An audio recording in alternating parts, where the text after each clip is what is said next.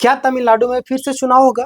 क्योंकि जिस तरीके से बातें निकल करके सामने आ रही, 2 बार राज्यपाल से मिल चुकी है, फिर भी बार-बार इनको वापस लौटा दिया। किनको लौटाया जा रहा है आपसे पता है?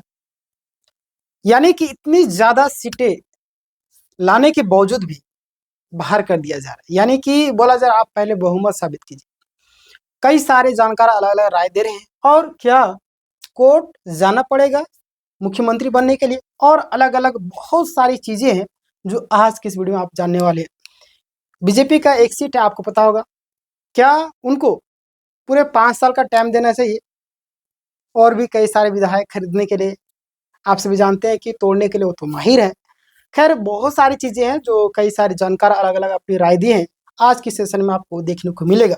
फिर से एक तरीके से आपको नया खेल देखने को यहाँ पे मिल रहा है।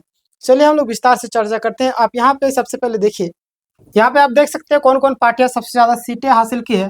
पहला आपका हो गया टीबीके 108, डीएमके 59, एडीएमके 47, आईएनसी आपका 5 है ना, पीएमके आपका 4 और भी कई सारे पार्टी है। यानी कि जिसका जितना मिला उसके हिसाब से उन्होंने, बट सबसे ज़्यादा यानी कि जो आपका मुख्यमंत्री का हकदार है कौन, तो टीबीके। और इसमें भी एक खेला हो जा रहा है, इनको शपथ दिलाया नहीं जा रहा है। आगे मैं आपको चर्चा करूंगा और कई सारे लोग अलग अलग राय दे रहे हैं।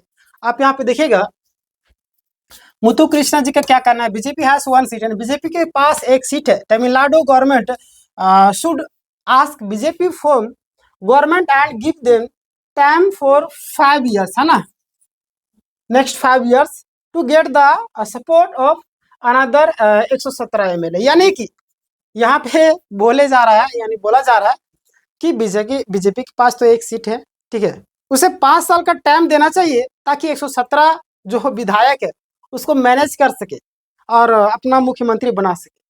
मतलब किस तरीके से लोग मजाक उड़ा रहे हैं, आप समझ सकते हैं किस तरीके से तमिलनाडु का हाल हो चुका है। एक तरीके से कहा भी जा सकता है कि जो राज्यपाल है वो उनके इशारे पे काम कर रही, क्योंकि जिस तरीके से 2 बार मिली, दोनों बार वही चीजें सामने देखने को आपको मिला। दोनों बार सेम चीजें, दोनों बार वापस लौटा दिया गया। बोला जा रहा है कि जितना बहुमत उतना आप साबित करो, उसके बाद आप वहां पे राज्यपाल के पास साबित नहीं करना था, साबित कहीं और करना पड़ता है, बट वहीं पे साबित करने के लिए बोला जाए, ऐसा थोड़ी होता है। खैर चलिए हम आगे बात करेंगे। यहाँ पे देखिएगा और लोग, कई सारे लोग अपना अपना राय दे रहे। विजय के समर्थन में जो फाउंडर का जो बयान है ये भी देख लीजिए। मैं यह बात बिल्कुल स्पष्ट रूप से कहना चाहता हूँ, मेरा मानना है कि टीबीके यानी कि विजय को स्पष्ट जनादेश मिला, यानी कि तमिलनाडु के जो जनता है उन्होंने अपना प्यार दिखाया, अपना सपोर्ट दिया, है ना, जनता का समर्थन है। आगे देखिए क्या बोलते हैं, और उन्हें सरकार बनानी चाहिए। इसके अलावा कुछ भी जनता की इच्छा के खिलाफ होगा, यानी कि मतलब अगर नहीं बनाते, है ना, तो जनता इससे काफी ज्यादा, जैसे देखिए जनता क्या करती है ना, जिसको प्यार देती है उसी का सरकार बनता। जाहिर सी बात, सबसे ज्यादा सीटें इनके पास है तो प्यार तो इनको मिला ही, इसमें कोई दोहरा नहीं। बट यहाँ पे वो बोलते हैं, जो मन में जो कुंठा रहता है कि नई पार्टी कैसे इतना सरकार बना सकती है, मतलब कैसे आ गई, हम लोग तो पहले से राज कर रहे थे।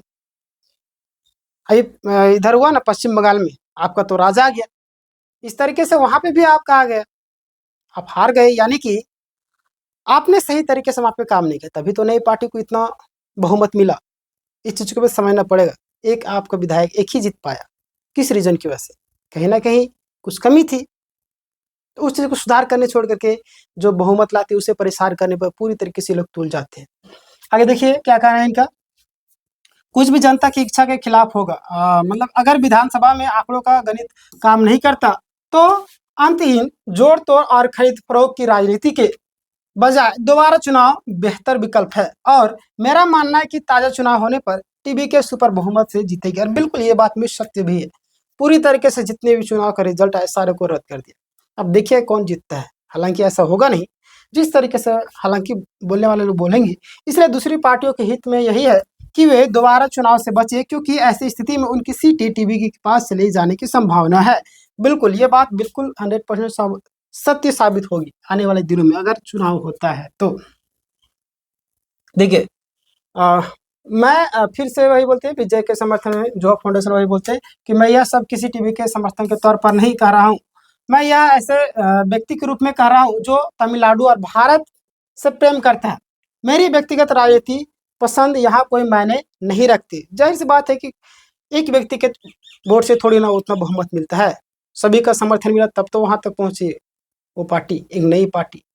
ज़्यादा दिन तो हुआ नहीं, आप सब जानते भी होंगे कैसे इतना उनके पार्टी के विधायक कैसे जीत हासिल कर सकते हैं।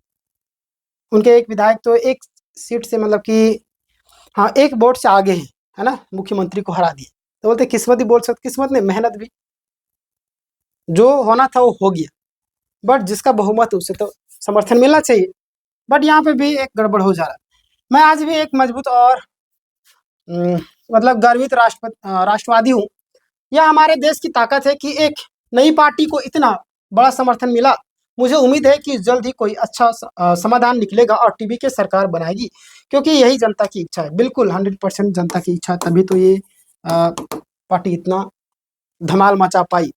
आगे देखिए क्या कहना है। आपको पता होगा, इनको तो आप सभी पहचानते होंगे क्योंकि काफ़ी फेमस चेहरा है, प्रकाश राज। इन्होंने भी कहा है कि जनता की इच्छा है, जनता की इच्छा है कि टीवी के सरकार बनाए और बिल्कुल बनाना चाहिए। हालांकि ये बीजेपी के कट्टर विरोधी रहे हैं और जाहिर सी बात है रहना भी चाहिए जिस तरीके से उनका। हालांकि मैं किसी पार्टी को समर्थन ये नहीं कर रहा हूँ, बट ये चीज़ होना भी चाहिए। अगर कोई पार्टी गलत करे तो उसके खिलाफ बोलने की आवाज़ हर एक किसी एक्टर में नहीं होता है। आप सब जानते होंगे, बड़े बड़े लोग, कुछ एक्टर लोग जाते हैं, आप आम छिल के खाते हैं या काट के खाते हैं, मतलब अलग लेवल का वो लोग क्वेश्चन पूछते हैं, है ना। किसके बारे में बात कर आप सब जानते होंगे, अक्षय कुमार का नाम सभी सुने होंगे। हमारे नरेंद्र मोदी से बात करते हुए उन्होंने पूछा था, कुछ चापलूस लोग टाइप के होते हैं। और भी कई सारे जानकार अलग अलग राय रख रहे हैं, आप यहाँ पर देख लीजिए। अभिषेक मनु सिंघवी का जो बयान है काफी तेजी से वायरल हो रहा था, इसके लिए आपके सामने मैं लाया हूँ। मुझे बहुत खेद है कि मतलब खेद के साथ कहना पड़ रहा है कि राज्यपाल जिन्हें संवैधानिक सूझबूझ का केंद्र होना चाहिए था, उनके पास तमिलनाडु की सबसे बड़ी पार्टी है ना, टीबी के, ठीक है ना, मतलब सरकार बनाने के लिए बुलाने के अलावा और कोई विकल्प नहीं है। इसमें कोई शक नहीं है कि कानून पुराने फैसलों, है ना, कानून जो है पुराने फैसलों, परंपरा और संवैधानिक संस्कृति के हिसाब से भी यही सही है। अतीत में ऐसा अनगिनत बार हो चुका है ना। बीजेपी की जो सरकार है वो भी ऐसे, आप अटल बिहारी के नाम आप सभी सुने होंगे। मतलब बहुमत साबित नहीं करने पर भी सरकार बनाया जा सकता है। कई सारे लोग अलग अलग राय दे रहे हैं, बट ये लोग मानने को तैयार नहीं। हालांकि आने वाले दिनों में कुछ बड़ा हो जाएगा जिसकी कल्पना है। मतलब बोलते हैं कि डर जब सताने लगता है ना तो बहुत ही बुरी तरीके से सताता है। तो कुछ लोगों को डर सता रहा है, आप इसी से अनुमान लगा सकते हो, ठीक है ना। चलिए आगे हम बात करते हैं कौन कौन पार्टी जो है आपका डीएमके को गठबंधन कर सकती है। हालांकि अभी ऑफिशियली रूप से तो नहीं बोला है, केवल ऑफिशियल रूप से कांग्रेस समर्थन दी है, ठीक है ना। और देखिए आने वाले दिनों में क्या होता है। ये सब कुछ जो पार्टी है वो शायद समर्थन दे दे। आगे बात करते हैं हम लोग राज्यपाल के फैसले पर। सीपीआई नेता वो भी अपना बयान रख रहे हैं, क्या बोल रहे ध्यान दीजिए आप लोग। 23 अप्रैल को तमिलनाडु में हुए 2026 विधानसभा चुनाव में मतदाताओं ने किसी एक पार्टी को स्पष्ट बहुमत नहीं दिया जिससे वह अपने दम पर सरकार बना सके। बिल्कुल बात तो सही है, क्योंकि जनता ने तमिलनाडु यानी कि तमिलगा वेत्री कजगम यानी कि टीबीके को 108 सीटें देकर के विधानसभा की सबसे बड़ी पार्टी बनाया। ये बात भी सही है, बनाए हैं। और इसी आधार पर टीवी के नेता विजय को राज्यपाल से मुलाकात कर राज्य बनाने का भी दावा पेश किया है। हालांकि पेश तो किया है, बट राज्यपाल जो है वापस घुमा दे रही, बोल आप साबित कीजिए उसके बाद आपका शपथ। ऐसा तो होता नहीं भाई, आप शपथ तो दिलाइए, साबित नहीं कर पाएंगे सर, मतलब कि फिर खत्म हो जाएगा मामला, सरकार टूट जाएगी। बट आप चाहते नहीं, आप तो लेट करना चाहते, या तो कुछ बड़ा खिचड़ी पकड़ा होगा अंदर ही अंदर। हालांकि ये तो पूरी तरीके से ये लोग रेडी रहते है ना, पूरी टीम को तोड़ने के लिए, विधायक को खरीदने के लिए, फरोख्त करने के लिए। आप सभी देखेंगे अभी राघव चड्ढा चले गए, है ना, राघव चड्ढा के साथ में 6 और सांसद चले गए। तो पूरी तरीके से ये लोग पूरा प्लानिंग करते हैं। आगे देखिएगा आप लोग, राज्यपाल के फैसले पर सीपीआई नेता भी इन्होंने भी अपना बयान दिया है। देखिए क्या बोल रहे हैं कि शपथ ग्रहण समारोह के पहले राज्यपाल द्वारा टीबीके से मतलब बहुमत साबित करने की मांग करना उचित नहीं है। संविधान के अनुसार सबसे बड़ी पार्टी होने के नाते टीबीके के राज्यपाल द्वारा विधानसभा के पटल पर अपना बहुमत साबित करने का अवसर दिया जाना चाहिए। बिल्कुल, लेकिन ये लोग तैयार नहीं है। ये सारे पार्टियां हैं, आप तो जानते हैं कि कितने सीटें हासिल किए हैं, इनमें से कुछ तो समर्थन जरूर मिलेगा। और ऐसा भी बात नहीं करके कह रहे, कुछ पार्टियां जो टूट के जा सकती है विजय के समर्थन में। देखिए आगे हम बात करते हैं। यानी कई सारे लोग अलग अलग अपना राय दिए हैं, आप देख सकते हो। अब हम लास्ट में जो शुरुआत में मैंने बताया था कि लास्ट में मैं बोलूंगा, हालांकि वही सेम चीजें आपको यहाँ पे दिख रहा होगा। मतलब कहने का अर्थ एक ही है कि या तो अगर ऐसे बोलते हैं कि जब घी सीधी हाथ से ना निकले तो टेढ़ी उंगली करना पड़ता है ना, सीधी उंगली से ना निकले, तो वही हाल यहाँ पे करना पड़ सकता है आने वाले दिनों। हालांकि ये भी खबर आ रही है कि जितने भी विधायक है सभी मिल करके इस्तीफा देने वाले।